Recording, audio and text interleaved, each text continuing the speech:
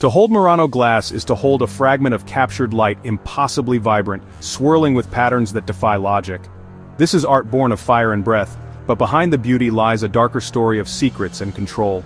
The master craftsmen were celebrated across Europe, yet they were prisoners trapped on a tiny island, their every move watched. Their talent was so vital to Venice that they could never be free. The penalty for escape? Death. Why such harshness? Because these artisans guarded technology so advanced, it was considered a state weapon. Their secrets were worth more than gold. This was economic warfare, not just art. In the 13th century, Venice was a maritime superpower, its galleys ruling the Mediterranean. Among its most valuable exports, glass, clearer and finer than any other in the world. Kings and popes clamored for it. Venice held the monopoly. The techniques, secret recipes, delicate patterns, the alchemy of sand into crystal were state secrets.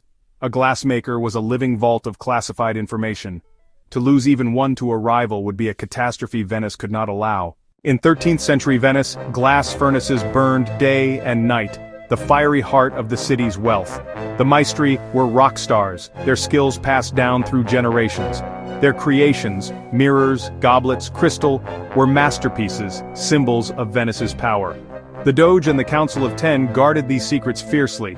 Glass was as strategic as the navy.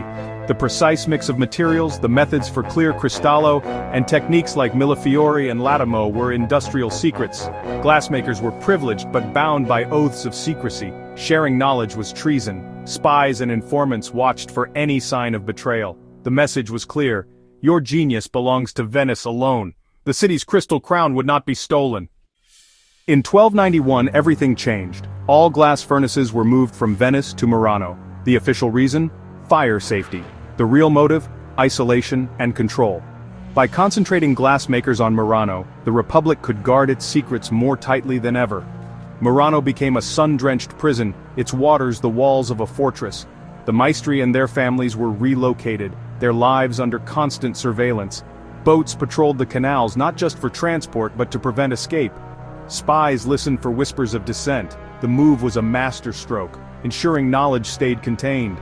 Foreign rivals couldn't sneak in, and artisans couldn't slip away.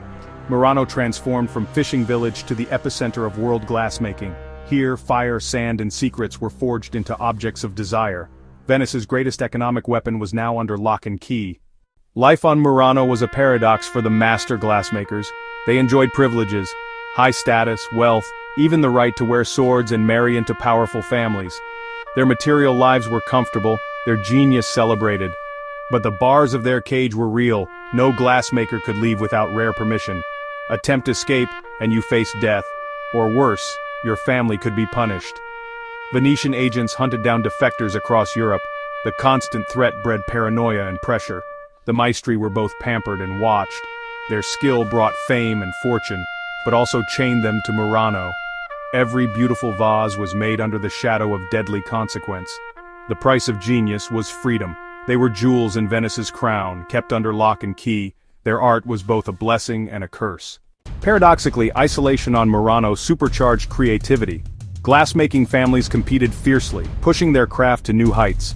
Techniques like cristallo, millefiori, aventurina, and reticello were born in this crucible. Each innovation was a victory. Art created in a world that was both stage and prison. The isolation meant to contain secrets also concentrated genius. Venice's power faded, and the monopoly broke, but Murano's legacy endured. The furnaces still burn, and the descendants of those artisans continue the craft. Next time you see Murano glass, look closer. Every swirl is a whisper of a secret, every curve a testament to a captive artist. This is not just art, it's a piece of a dramatic human story. Murano glass is the secret soul of Venice, captured in fire and glass.